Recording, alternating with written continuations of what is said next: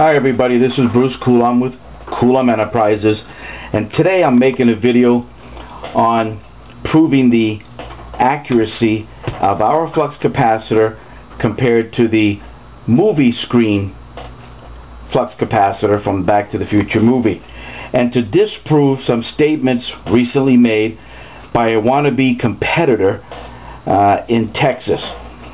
This so-called competitor has been making statements that our flux capacitor is nowhere near the accuracy of the one in the movie. And he goes further in stating that his is the only accurate one. Well, today this video is comparing our flux capacitor, which is the still picture you see on the left of our computer here.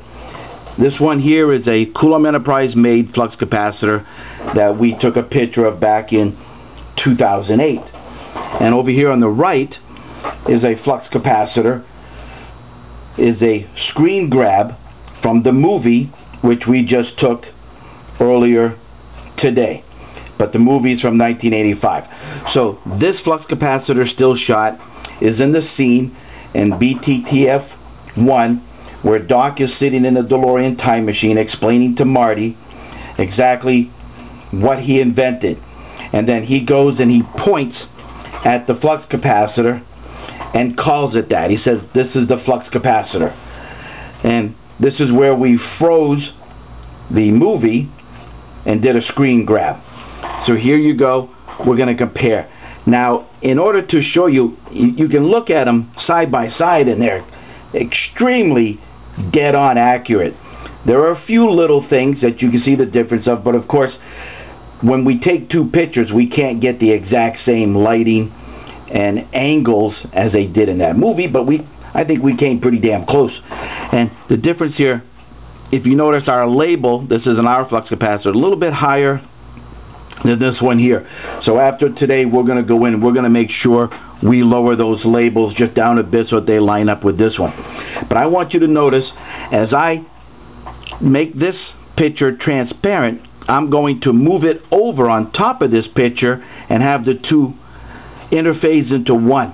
And as you see that, you're going to see where the angles of our Y shape here on the flux capacitor is in the same exact angle and spacing as theirs, and that our spark plugs are almost dead on the same exact bend. There's a little difference between the caps, but the colors are about the same and the angles, the lengths of the wires are the same. And then another one they're claiming is that our gaskets are wrong, that our windows are the wrong size, they're too large. And then when I transport this over to this picture, you're going to see where they're dead on. So let's go ahead with enough of the explaining and prove so that everyone can see that our flux capacitors are some of the most screen accurate you'll probably ever get. So first, let's take my flux and we'll go into effects and we're going to soften the picture by making it transparent. There you go. Now we're going to accept that, and now I'm going to move our flux capacitor over to the movie screen one.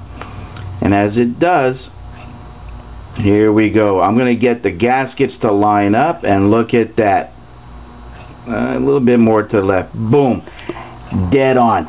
You see our gasket overimposed onto theirs. It comes around through Doc's hand, comes up the bottom, comes back. It is uncanny how dead on it is.